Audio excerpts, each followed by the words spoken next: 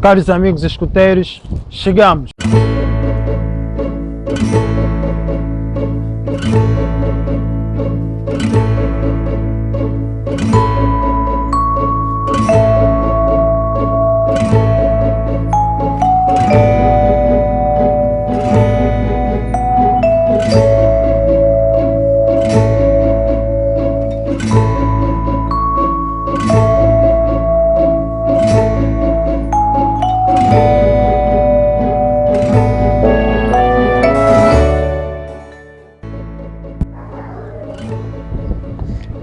Caros amigos escuteiros, BP, fundador do movimento escotista, pai do movimento escotista, escreveu o livro Escutismo para Rapazes, um livro na qual no século XX não houve livros mais vendidos do que ele, além da Bíblia e o Alcorão. BBC News fez uma reportagem acerca do livro Escutismo para Rapazes. Por isso, fiquem conosco e acompanhem a reportagem.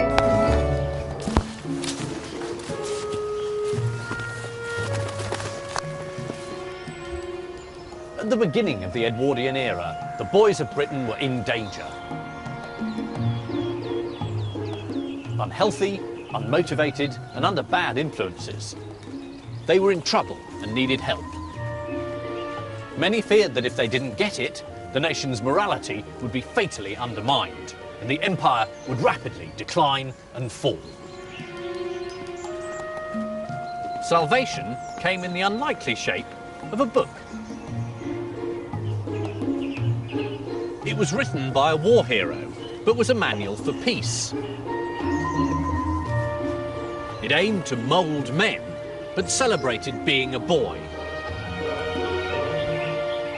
It influenced the lives of millions and introduced a code of common values around the globe.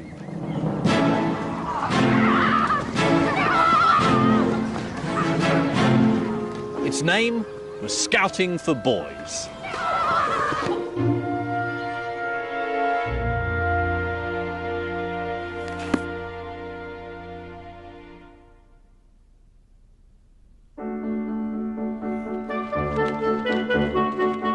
The Scouts are a British institution, so much part of the national consciousness that we imagine they've been going forever. But actually, Scouting didn't win over the nation's affections gradually. It was an overnight sensation. It all began in 1908 with a best-selling handbook. In the 20th century, only the Bible, the Quran and the thoughts of Chairman Mao sold more copies than Scouting for Boys. How to make buttons out of bootlaces. How to fly Britain's flag. The boy who apes the man by smoking will never be much good. The book is definitely not the expression of a systematic ideology. Instead, it's a ragbag of disparate ideas held together only by the personality and experiences of one man, Scouting's maverick founder and Boer War hero, Robert Baden-Powell. He's pro-British Empire, but anti-men with waxed moustaches. And he's completely obsessed by boots. It is surprising how much meaning you can read from the boot. To wear your heels down on the outside means that you're a man of imagination and lover of adventure. But heels worn down on the inside signify weakness and indecision of character. He may have had some peculiar ideas, but Baden-Powell was also very charismatic. Hello, you boy in the corner there. You ought to be a Boy Scout. You're a fine-looking fella, and I know you'd make a jolly good backwoodsman by the look of you. You're ugly enough anyway. Actually, I was never in the Boy Scouts.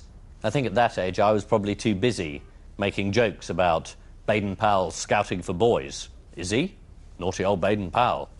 Not realising that that wasn't a very new joke, and that It's always been easy to laugh at Baden-Powell and at the Scouts, and it's become something of a national tradition to do exactly that. But I found rereading Scouting for Boys, it is an extraordinary book. It's very radical, and it addresses all sorts of issues that we think of as modern. Citizenship, what to do with disaffected youth, social responsibility. But it's very eccentric, very Edwardian, and very English. And that's what appealed then, and that's what appeals to me now. To try and get the measure of the man behind the movement, I'm off to see the current Lord Baden-Powell. Hello, nice to see you. Do come in. Here he comes. Very old-fashioned, isn't it? What's he doing? He's doing his daily exercises. I mean, there's no question he was quite a nutcase, really, in some ways. Throughout his life, he'd always got this thing that he had to keep himself up to scratch, as he called it. And he was quite preoccupied about personal health all the time. Mm. And you knew him?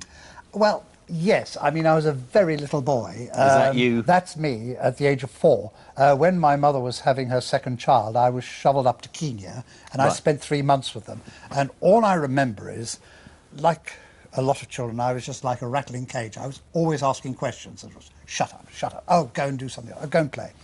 But for the first time in my life, somebody said, oh, yes, I'll explain that to you. Yeah. And I do remember this incredible interest in little boys. I mean that in the nicest way. Yes, well, it's almost impossible to say it now. Yeah, I mean... absolutely. He could mentally bring himself down to their level and explain things to them in words of one syllable. As simple as that, really. The first step towards success in training your boy is to know something about boys in general. It is well to recall, so far as possible, what your ideas were when a boy yourself. Robert Baden-Powell was born in 1857, the son of a professor of geometry at Oxford University and the 8th in a family of 10 children. The kind of person who was going to invent the Boy Scouts, which is a very odd institution, I think is the sort of boy who would have been thrown on his own resources in a way at an early age. Baden-Powell, when he was only 3, lost his father. And he became obsessed with the idea of what was it that fathers say to boys that makes them manly later on. His widowed mother was, however, pushy enough to get him the best available training as a man. He was accepted on a scholarship to one of England's leading public schools, Charterhouse. Life here offered Baden-Powell a wealth of new experiences. Most of them, however, well away from the classroom. Outside the school walls was the copse. It was here I used to imagine myself a backwoodsman, trapper and scout. I used to creep about warily, looking for signs and getting close-up observation of rabbits, squirrels, rats and birds.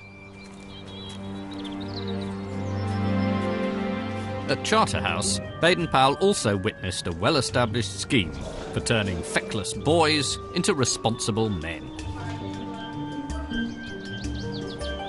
Baden-Powell was influenced by the prefect system here, but it's not called prefects, is it? It's a monitorial system. A monitorial system, right. Yeah. So tell me, what is your role? What do you do? It's our duty to almost act as quasi-teachers when teachers aren't there. So it's our job to look after children and make sure that they're feeling comfortable within the school. We don't look at ourselves as policemen, we look at ourselves as carers. Right, that sounds a very, very thought-through line. Have you said it before? I've never said that before. In the Scouts, Baden-Powell would transform prefects into patrol leaders. Give full responsibility and show full confidence in your patrol leaders. Expect a great deal from them, and you will get it. The whole ulterior object of this scheme is to form character in the boys, to make them manly, good citizens. Baden-Powell would devise other ways to introduce the public school ethos into the Scouts. England's young gentlemen had long been taught that good sportsmanship was not just for the playing field, it was an attitude for the whole of life. The sentiment was expressed in a popular poem, Vitae Lampada, by Henry Newbolt.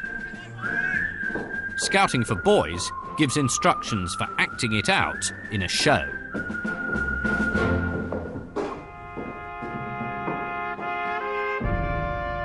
The sand of the desert is sodden red, red with the wreck of the square that's broke. The Gatling's jammed and the colonel dead, and the regiment blind with dust and smoke. The river of death has brimmed its banks, and England's far, and honour a name. But the voice of a schoolboy rallies the ranks. Play up, and play the game.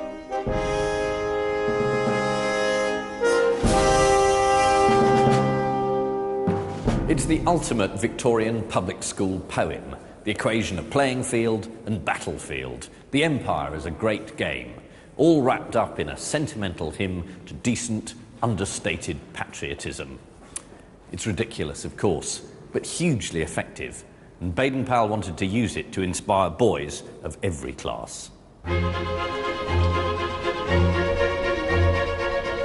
Many Edwardians assumed public school values were the privilege of public school boys, but Baden-Powell was more ambitious. Baden-Powell wanted scouting to cross the traditional class divides, which he called artificial anyway. His vision was not just for boys from the cloister, but boys from the inner cities. The Fourth Scout law states that a scout is a friend to all, and underneath that it says in big letters, a scout must never be a snob. For a man of his class, Baden-Powell's insistence that all scouts were equals may have been surprising, but it was genuine. At this time, cricketers at Lord's went in through different entrances, players and gentlemen, and it's not cricket, you know, is a phrase which denotes everything that we'd like to think is British fairness. But society in Edwardian England was anything but fair, and he had a pretty good gut feeling that that was so. At the same time, he was frightened by the Labour Party. So he had these two sort of almost schizophrenic, opposite ideas motivating him. We are all socialists in that we want to see the abolition of the existing brutal anachronism of war and of extreme poverty and misery shivering alongside of superabundant wealth and so on. But we do not quite agree as to how it is to be brought about. Baden-Powell was very worried by what he called professional agitators going around stirring up trouble. He writes, "There are a lot of men who go howling about their rights, who've never done anything to earn any rights. Do your duty first, and you'll get your rights afterwards." I was once accused of mistrusting men with waxed moustaches. Well, so to a certain extent I do. It often means vanity, and sometimes drink.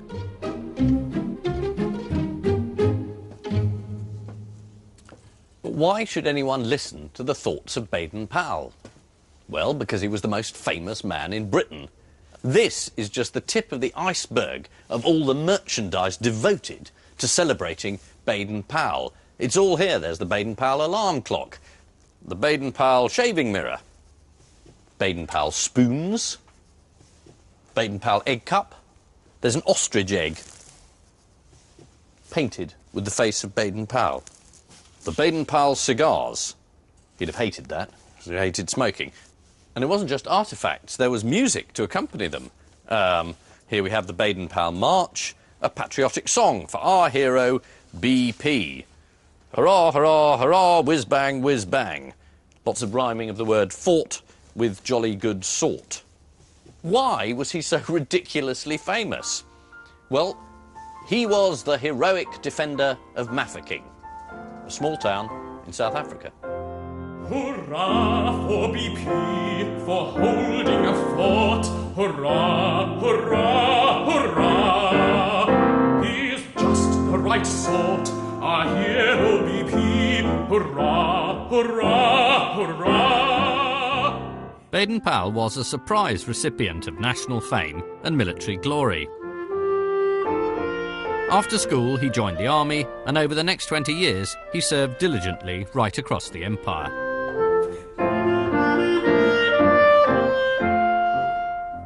He was never a standard-issue military man. Instead, he was fascinated by a form of reconnaissance work known as scouting. The covert scrutiny of an area to gather information. It needed initiative, observation skills, and self-reliance, and Baden-Powell excelled at all of them. He gained a reputation as a bit of a maverick, but became one of the Army's youngest colonels. In 1899, the Boer War broke out. Baden-Powell was sent to South Africa under orders to engage the enemy in the north of the region with the help of local recruits. It soon became clear the advancing Boers had superior manpower, so Baden-Powell decided to hold out in the town of Mafeking. Even 70 years later, Baden-Powell's exploits at Mafeking could inspire small boys, including me. I wrote a project about the Boer War when I was 11. I wrote, Baden-Powell, though remembered for the Boy Scouts, is hardly ever given credit for his defence of Mafeking. Not strictly true, but it's sort of controversial opening. It's very important in histories. He got the men to obey him to the letter, and they succeeded doing as they were told. He baffled the enemy with bluff and tactics. And here he is, about to do it.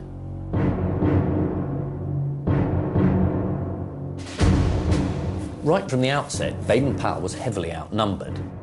There were about 2,000 armed men in Mafeking. 1,100 of them whites, the rest natives, and only about a quarter of all of them had any sort of military training. These lot were facing 6,000 Boers. This was no ordinary engagement, and it tested Baden-Powell as a leader and a strategist.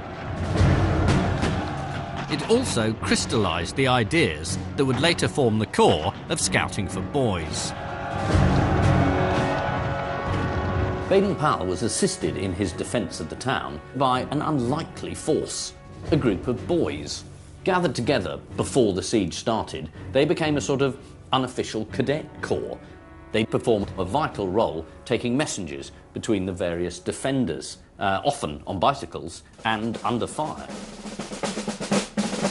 In later life, Baden-Powell would recount the stirring story of the cadets at Mafeking to inspire English boys. I said to one of these boys on one occasion, "You will get hit one of these days riding about like that when shells are flying." And he replied, "I pedal so quick, sir, they'd never catch me." Would any of you do that?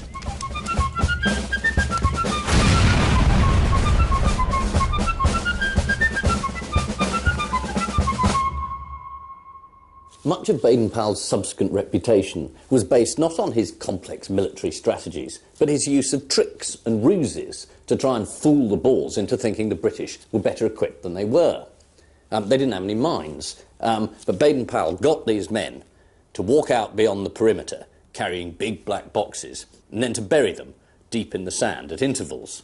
Then later on, he let off a stick of dynamite in the same area, and the Boers were convinced they were laying a minefield. Another of his tricks was to stake out all these posts along the front and then to have men moving between them as if they were laying barbed wire. They weren't, because they didn't have any barbed wire, but the Boers couldn't see that, and so they believed that the whole of this front here was fortified. Again, I mean, it was a sort of slightly bonkers, but a brilliantly effective ruse. Despite such daring innovations, Baden-Powell's problems magnified. The town was shelled. Many were injured or died. Horses were killed for meat, and food was heavily rationed. Yet convinced he must lead by example, Baden-Powell's positive attitude remained unshaken. People expect you to be able to give them an idea of how long they're going to be in this position and whether the food's going to hold out. And you effectively have to pretend to be omniscient. You have to be ultra calm. And Baden-Powell had been a very successful amateur actor, and he knew what was required. He could act really cool. The siege lasted for 216 days, but throughout it, Baden-Powell's performance, because in a sense that's what it was extraordinary. He managed to maintain not only a stiff upper lip, but a smile as well. When he wasn't pulling stunts against the Boers, he was putting on plays in the town or staging games. And when the public at home heard about his exploits, they glowed with pride. This was true British grit. Bravos for BP, ring, ring, the bells ring. Bravos, bravos, bravos, for Mafeking's king, our hero. When Mafeking was finally relieved in May 1901, the nation erupted with joy. Baden-Powell was proclaimed a national hero. To die for our duty, our fortune may be, and we'll never give in, said BP.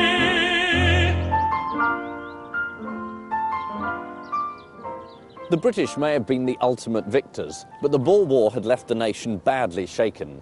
Mafeking was one redeeming highlight in an otherwise undistinguished colonial war. And one of the reasons the British Army performed so badly was that compared to the Boers, the healthy, outdoor farmers-turned-soldiers, the British troops had been weak and sickly. The Director General of the War Office had even issued a memo warning that between 40 and 60% of the men trying to enlist had been declared unfit for service. The Edwardian establishment was terrified that after a century of rapid industrialisation, Western society might be, in their words, degenerating. A deeply influential book at the time was Max Nordau's Degeneration, which saw in modern urban culture a kind of frantic pace that he believed would lead to the decline of the West. The dead, carried off by heart and nerve diseases, are the victims of civilization, the consequences of states of fatigue and exhaustion, of the vertigo and whirl of our frenzied life. The Victorian factories had made the nation wealthy, but they'd also manufactured an urban underclass. Undernourished and under-exercised, their offspring were now the Edwardians' problem. Some thinkers even suggested that degeneracy was hereditary and should be eradicated by enforced sterilisation. But Baden-Powell was no pessimist. He was not prepared to write off the nation's youth. When somebody's a great national hero, they're a great national hero to boys. And quite spontaneously, little boys' groups, they might be choirs, they might be little local clubs or whatever it is, asked him to be their patron, and he sent them advice. When ordinary people began to buy a book he'd written, called Aids to Scouting, he realised that though they were originally designed for soldiers, the same techniques could work for civilian boys. Scouting is a character-building exercise. It teaches self-discipline, observation, inquisitiveness. These are all, to Baden-Powell, good qualities. Baden-Powell agreed to use Aids to Scouting as the basis for a new work, which would promote the health and well-being of British youth. The Edwardians were the first generation to go football crazy. But then, as now, not everybody approved. The idea of being a fan, of spectating rather than participating, did not appeal to Baden-Powell. He believed in a healthy mind in a healthy body, mens sana in corpore sano. That was the real goal for a boy. My heart sickens at thousands of boys and young men, pale and narrow-chested, hunched up, miserable specimens, smoking endless cigarettes, numbers of them betting, all of them learning to be hysterical as they groan or cheer in panic unison with their neighbours. For Baden-Powell, physical and moral health went hand in hand. And when the men of Britain were strong, so was the country itself. No body part was neglected in the quest for national vitality. To be healthy and strong, you must keep your blood healthy and clean inside you. This is done by breathing in lots of pure, fresh air and by clearing out all dirty matter from inside your stomach, which is done by having a rear daily without fail. If there is any difficulty about it one day, drink plenty of good water and practice body twisting exercises. And all should be well.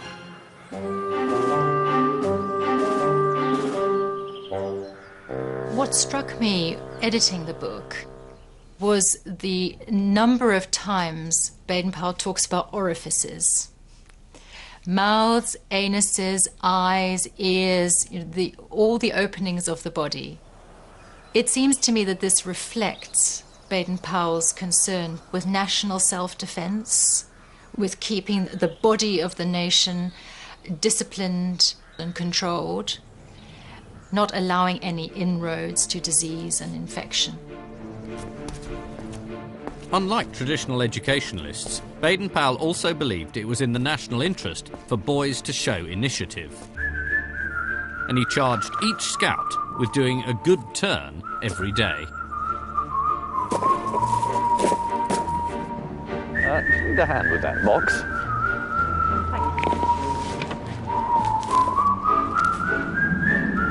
There we go.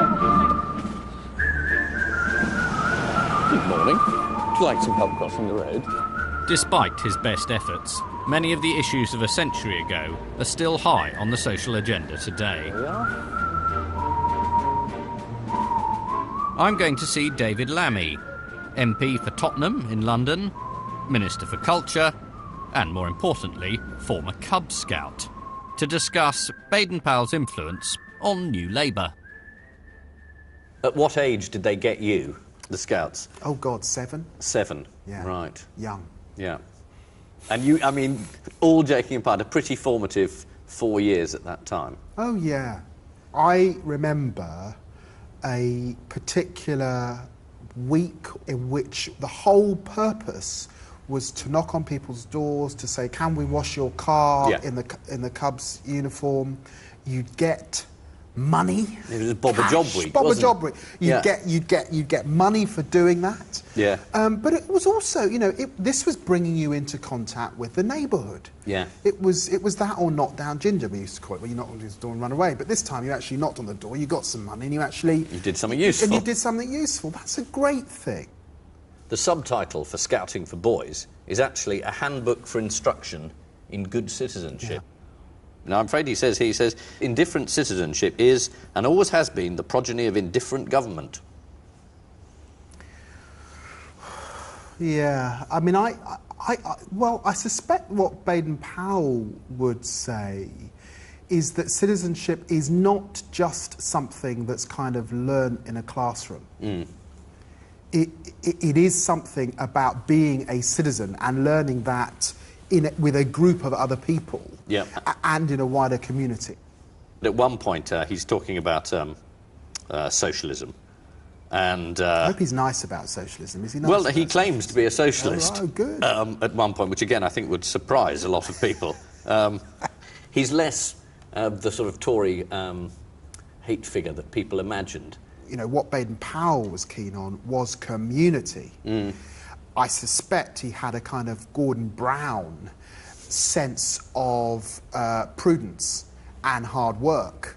And of thrift. It's all in there. And of thrift and of duty. Yeah. So there's a lot there for Labour folk, but actually there's a lot there also for, you know, the kind of one nation Tory. But are the virtues Baden-Powell encouraged in Scouts really as highly valued today? Baden-Powell writes about boys just sort of loafing around on street corners smoking, doing nothing. And he said he wanted to teach them something useful. Now, what can you do? Do you do first aid? Yeah, on the number of camps everyone has to know a certain amount of first aid you have on camp. Right, because in here he describes an incident where there was a woman and she was drowning in a pond in London, and there were 5 useless boys on the side who didn't save her because they couldn't swim and they couldn't do first aid. That wouldn't be you, would it? I've been trained in first aid to, well, a fairly moderate level, but we're given the skills so we know what to do in situations. Right, if I had Maybe a heart not as attack extreme. now, could one of you save my life? Probably. I'm hoping. Really am. By 1906, Baden-Powell was convinced that his scheme could turn dissolute boys into decent citizens, and he began to write a version of what would become Scouting for Boys. But it took the help of a hard-nosed salesman to galvanise him and turn his modest proposal into a national sensation. Arthur Pearson was proprietor of the Daily Express and a media magnate of his day. Baden-Powell, who had a suspicion of business people, also knew how the world worked, that he needed a man like Pearson. He didn't want to need him. In fact, he hated the idea of it. But without him, it couldn't happen. By summer 1907, Baden-Powell had completed a first draft. He was now ready to put his theories into practice.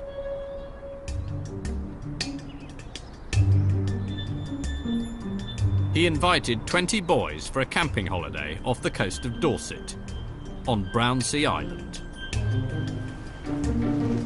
Some came from public schools. Others, already working, were from local church boys' clubs.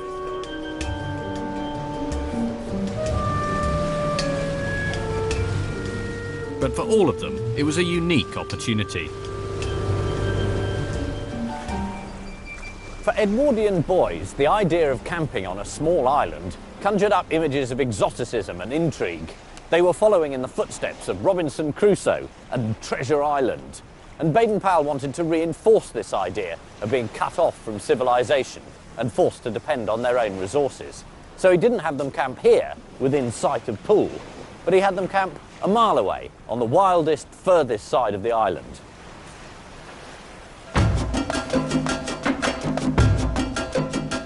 The native boys of the Zulu and Swazi tribes learn to be scouts before they're allowed to be considered men. When a boy is about 15 or 16, he is taken by the men of his village, stripped of all his clothes, and painted white from head to foot. He is given a shield and small spear, and he is turned out of the village and told that he will be killed if anyone catches him while he is still painted white. Many Edwardians had only a superior curiosity about other races, but some, like Baden-Powell, had a genuine admiration for those they ruled. Within British imperial law, there was a social Darwinist ranking of the nations, in which, of course, British were at the top. But there were recognised to be certain noble tribes, noble peoples, who distinguished themselves by their muscle on the battlefield. Despite his admiration for some African traditions, Baden-Powell thought better of sending British boys naked into the Dorset woods. Instead, he'd arranged for basic amenities to be provided on a small campsite. The trip was covered by a lot of the local newspapers, and clearly their editors were thrilled to have a national hero operating on their patch. This is the Bournemouth Guardian, and it explains how the camp was set up, and then says, "The boys are to learn how the experienced scout can find life wherever he may find himself, to taste the delights of wild adventure, and to track Red Indians." This being Dorset, there weren't actually any Red Indians, but there were pheasants. The idea was the boys had to track the pheasants, get close enough to them, not to kill them, but to photograph them, and then report back to camp. And this was a classic Baden-Powell technique, to relocate the thrills of the Wild West in the Southwest.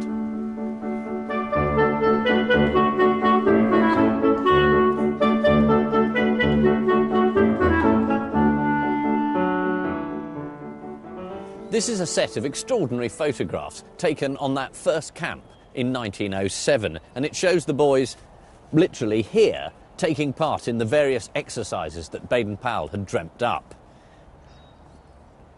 Now that looks like a game boys would enjoy. Jump headfirst out of a tree and see if anyone catches you. But that does look fun. Ah, now this is a manly game. This one's called The Struggle. It does look quite peculiar, but it's basically people pushing their chests against each other. And it's meant to get the heart pounding, according to Baden-Powell. First aid. This one is called Dragging an Insensible Man. But in this case, it's a boy sitting up and laughing, which slightly ruins it. They're clearly enjoying being outdoors, playing games, dangerous games, and learning practical skills. When they were camping, Baden-Powell needed to collect the boys together. So what did he use? A whistle? No. He used this, which is a kudu horn, made from antelope, which he'd picked up when he was a soldier in the Matabele campaign in 1896. The Ndebele people use it for generating fearsome war cries, but it's very good for collecting together small boys.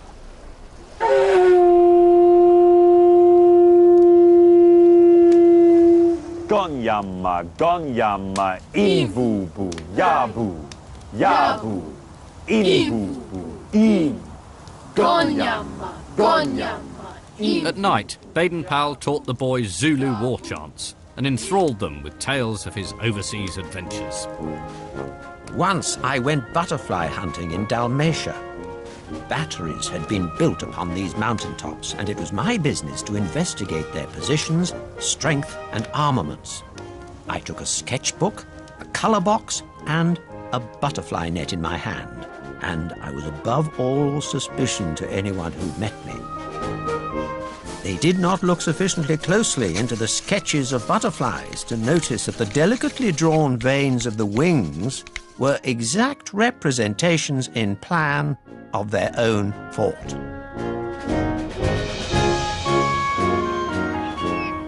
In Scouting for Boys, Baden-Powell includes a letter that one of the boys had written to him after the camp. The most important thing that a great many boys need to learn is to look at the bright side of things and to take everything by the smooth handle. I myself found that a great lesson, and I shall never find words enough to thank you for teaching me it. And that ethic of keep smiling through became a cornerstone of Scouting. Invigorated by the success of Brownsea, Baden-Powell returned to civilization and to completing Scouting for Boys. His original manuscript is now kept here at the Scout Association's headquarters at Gilwell Park in Essex. So this is it, the book that launched the entire movement. What, the manuscript for the book that launched it? There. Gosh, there it is, handwritten. I must say, I thought it would be more organised than this. I thought Baden-Powell would have taken his own motto and been more prepared. I get the impression that he was just jotting down things as they came to him. I don't think he actually sat down and mapped out what he was going to do before he put pen to paper. I mean, these are the chapter headings here, and it says sort of, I don't know, Chapter 3, campaigning, camp life, resourcefulness, colonial life, etc. Not terribly linked, are they? I mean, it is more or less, well, there'll be a bit of this and a bit of that. Yes, and to some extent that helped the readability of the book. It's one of those things that boys could dip into and dip out of. Yes. As they fancied. This is a bit he's just torn out. I think he's borrowed a bit of President Roosevelt's speech. And it's about the qualities that make a good soldier. And Baden-Powell's crossed out soldier and written scout. There's a very wide selection of material that he's obviously read from and cross-referenced into this book. There's even Greek philosophers he's quoting. He's quoting American pioneers. He's lifting chunks from Kipling. Here we've got knots. To tie a knot seems to be a simple thing, and yet there are right ways and wrong ways of doing it. It's written something else in over the top. Oh, lives depend on a knot being properly tied, says Afterthought. Which is so very true. And these are his drawings? They are his drawings. It's quite difficult to actually draw a knot that people can follow and copy. Yes. There's total clarity that you could follow that. Do you think? Yes, I do. 2 half hitches. That one looks hard, though, doesn't it? No. Even in diagram no, form. No. When you open this, your job, your movement, everything here comes from his notes on some bits of lined paper, doesn't it? From these pages, it is quite amazing to think that the whole Scout movement has flowed from him sitting down and scribbling these notes. A bit like the Ten Commandments in the Christian tradition. But I'm sure he'd be flattered by that. In January 1908, when Scouting for Boys was set for publication, Arthur Pearson orchestrated the marketing.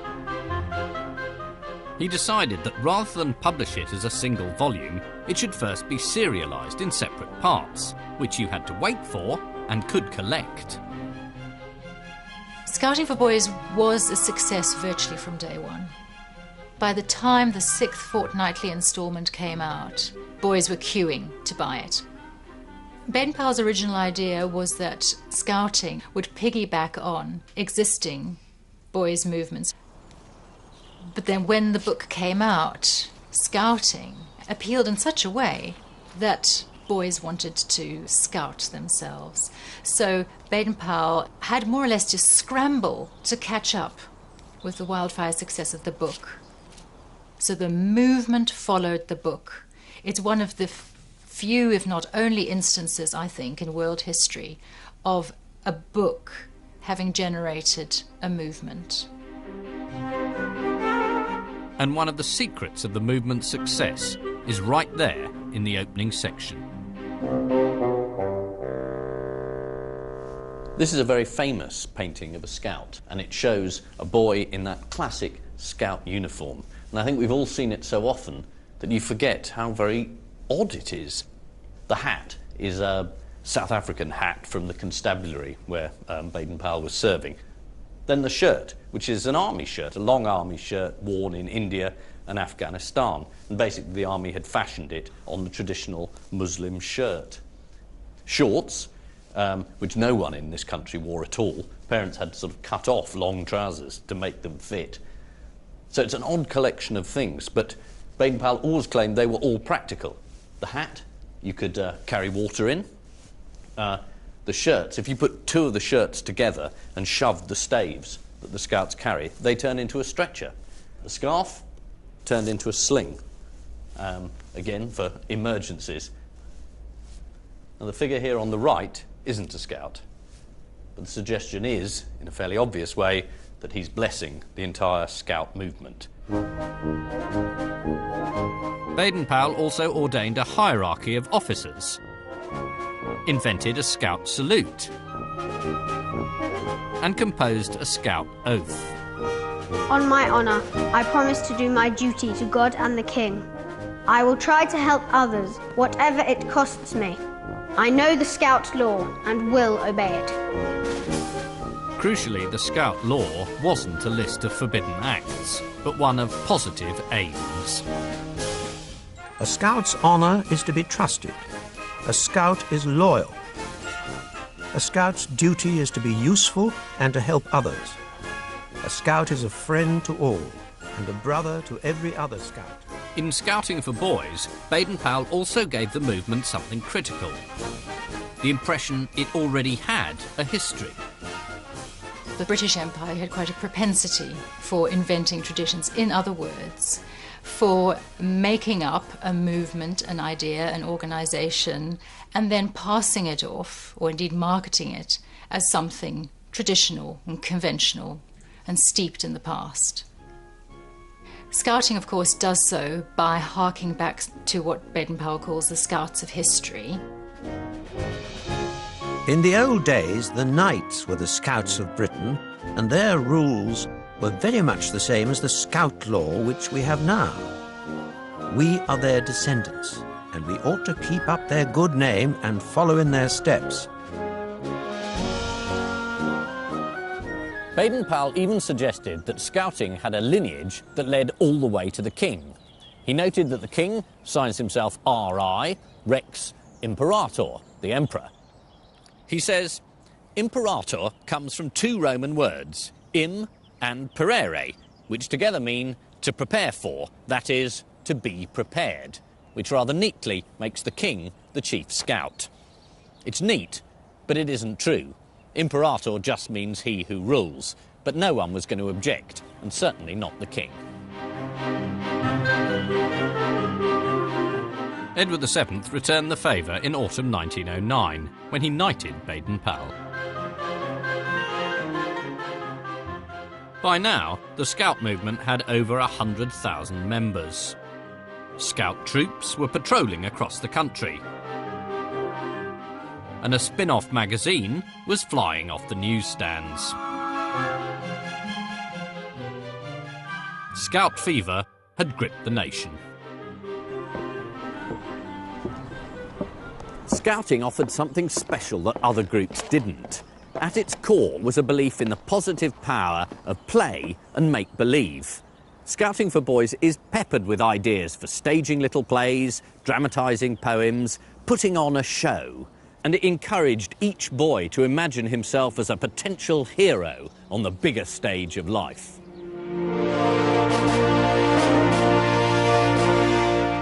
Playing and play acting had always been central to Baden-Powell's understanding of the world. Peter Pan, one of the most popular shows of the age, was especially dear to him. Baden-Powell was particularly fixated on it, even more so than its standard enthusiastic audience. I think that was because the figure of the boy who never grows up, who never loses his milk teeth, who never has to confront the horrors of sexuality, was to him a very, very compelling image. The idea that scouts were boys on the brink of sexual maturity was a problem for Baden-Powell. And the thought that they might be tempted to indulge in self-abuse, as the Edwardians termed it, horrified him. But in typically forthright manner, he drafted a section of Scouting for Boys to confront it directly. No prudish sentimentality for him. He even checked his copy with his mother. Pearson, his publisher, however, was much more coy.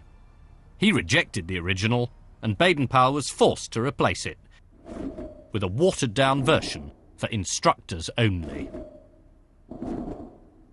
This is from the appendix on masturbation, and this is what he wanted to say. The result of self-abuse is always, mind you, always, that the boy after a time becomes weak and nervous and shy. He gets headaches, probably palpitations of the heart, and if he carries on too far, he very often goes out of his mind and becomes an idiot. Yep. It's quite extreme, isn't it? It's very extreme. It's more extreme than even fairly conservative medical authority would have gone in the early 20th century. But there was a huge amount of anxiety about masturbation. Huge anxiety around masturbation because, on the one hand, it caused, all these problems with health. It led to consumption, insanity, etc.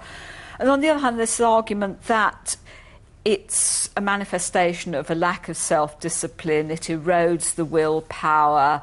If a boy gets into this habit, he will not be a fit person to govern the empire. Part of me thinks that Baden-Powell is trying to do something quite healthy by saying we're far too prudish about this. I think it's good that he's actually ventilating, he's talking about it. We want to get this kind of out in the open, out into the healthy fresh air and sunlight. Yeah. Why do you think his publisher wouldn't put it in? There is this concern in saying, oh God, there's this terrible habit that boys get into at school in adolescence and they learn it from their evil companions, yada, yada, yada. We should warn them about it. And then other people come back and say, no, they are pure innocent little lambs, you will just put this evil thought into their mind. It's like the sex education debate, about, whether you tell them or whether, oh my God, you tell them about it and they go and do it. Don't lark about with a girl who you wouldn't like your mother or sister to see you with. Don't make love to any girl unless you mean to marry her. Despite his confident assertions, Baden-Powell was no expert on the charms of the opposite sex. Whereas he would often apply the word beautiful to a man, he would never apply it to a woman. She might be good-looking, but he would then often qualify it with a word like heavyish or some sort of slightly derogatory remark. I obviously read Baden-Powell's diary remarkably carefully, and there was an entry in the diary which said just, went to Charterhouse, saw Todd's photograph album, naked boys and trees, excellent. I'm sure it was nothing sort of overtly sexual, but clearly Baden-Powell did very much enjoy looking at these naked boys. For Edwardian society, an aesthetic appreciation of the young male form was distinct from finding it sexually arousing. Whilst works like these were being exhibited in public, no one saw Baden-Powell's interest in boys' bodies as evidence of paedophilia or even homosexuality, least of all Baden-Powell himself. Times have changed. If Baden-Powell tried to start scouting today, I don't think he'd have got very far. Media interest in a national hero no longer stops at the bedroom door. And an unmarried, unattached, confirmed bachelor who admired pictures of naked boys would be unlikely to be allowed to be in charge of a youth movement. However, Baden-Powell scholars still don't agree on his true inclinations. It should be possible to speak of a sexual preference that is in a way a non-preference. Yeah, I don't want to do this sex thing. I genuinely believe that Baden-Powell was the eternal Peter Pan, and that rather than being a repressed gay man, he was in fact asexual. He thought that actually men who did commit too early to sexual relationships with women were contaminated, which I think in a way is, you know, you don't think that unless you're gay. Baden-Powell may have backed away from women, but they didn't shy away from him. Yet he didn't give marriage any serious thought until his mother began to put him under pressure. Olav Soames was only 23 to Baden-Powell's 54 when he met her in 1912. She was a tomboy, interested in sports and games, and they shared an instant rapport, marrying less than a year later. She was completely unclothes conscious, never painted her face, as it was described. Baden-Powell thought the best women weren't really very much interested in sex, and I think that that would be certainly true of her. He did get her pregnant with Peter, and he managed subsequent pregnancies. But after that, he slept out on a balcony for the rest of his life.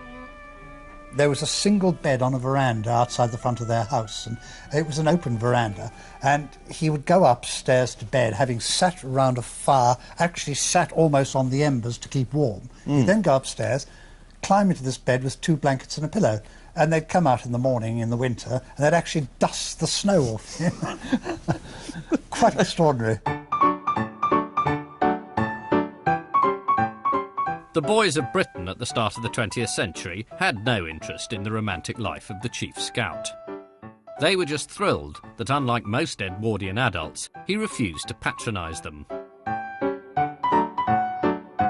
He entrusted them with civic tasks, like giving first aid or directing people in fog.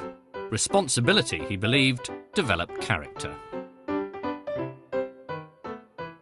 Of course, this had its funny side, and Baden-Powell was the first to admit that his fad of scouting might appear ridiculous, and others were quick to join in the joke. This is a Punch cartoon from as early as 1909, which seems to be laughing at the idea of the scouts coming to the rescue.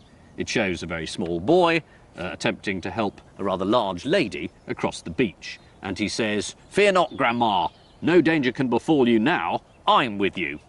Yet crucially, it's titled Our Youngest Line of Defence, and this isn't any old lady, this is Mrs. Britannia, who stands for the entire British Empire, which the Scouts have been charged with saving.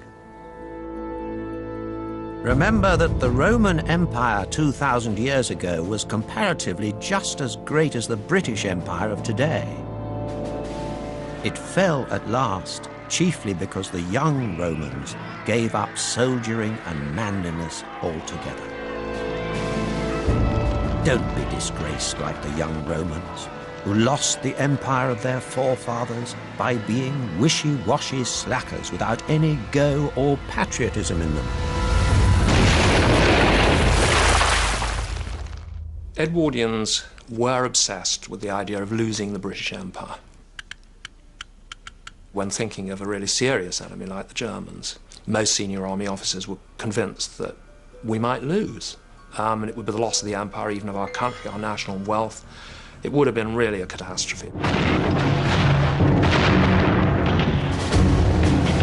By 1914, a generation of boys had been immersed in the book's patriotism and primed to see themselves as literal protectors of the nation.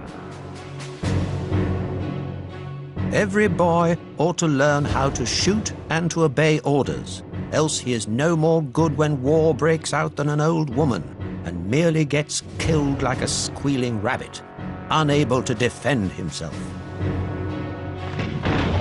So it might seem that the First World War was the call to arms which Baden-Powell had been preparing for all along.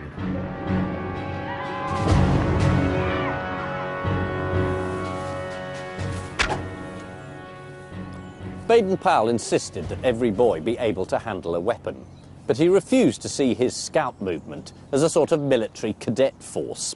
Indeed, Baden-Powell defended himself against charges of militarism in Scouting for Boys. He said there was a world of difference between self-defence, standing up to bullies on the international stage, and bloodthirsty warmongering. When an eminent public man wrote to me that I ought not to teach boys soldiering because, as he puts it, he hates war like the devil, I felt bound to reply that had he actually seen anything of war himself, he would, like most soldiers, hate it worse than the devil. Rather than see his scouts become a branch of the armed forces, the Chief Scout offered his boys for civilian duties, running errands, working in Red Cross centres, and coast watching. But the war inevitably took its toll on the scouting movement. 250,000 former scouts and scoutmasters fought for king and country, of whom 10,000 died. Among the fatalities were 5 of the 20 boys who joined Baden-Powell on Brownsea Island back in 1907.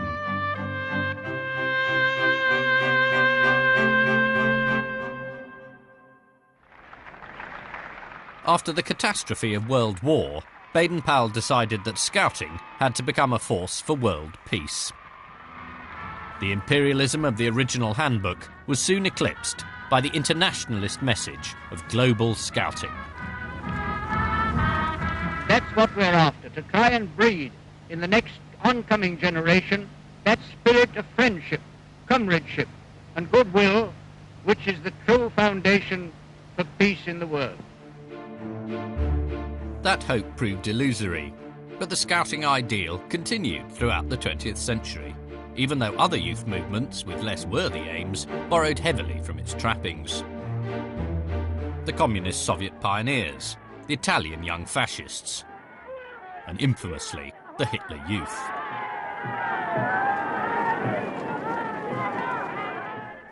But to assume that all boys in shorts are brainwashed stormtroopers in waiting does a grave injustice to Baden-Powell's Edwardian experiment. After all, which of these movements didn't mind what religion you were, or what colour, or what class? And which of them instructed their members to smile and whistle under all circumstances? One of Baden-Powell's favourite mottos was "get a laugh on." His movement was always a mixture of earnestness and playfulness. He wanted to instruct boys how to cut down trees, but he couldn't resist adding, "Don't chop your leg off."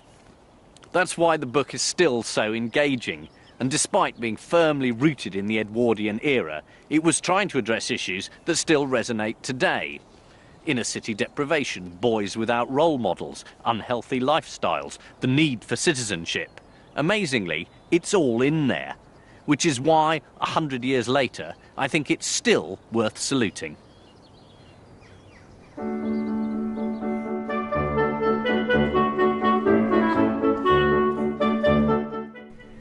The 70s. Remember lurid purple wallpaper, avocado bathrooms. And then remember those smock dresses and big rating TV dramas like Upstairs, Downstairs, the Edwardian Resurrection. Next.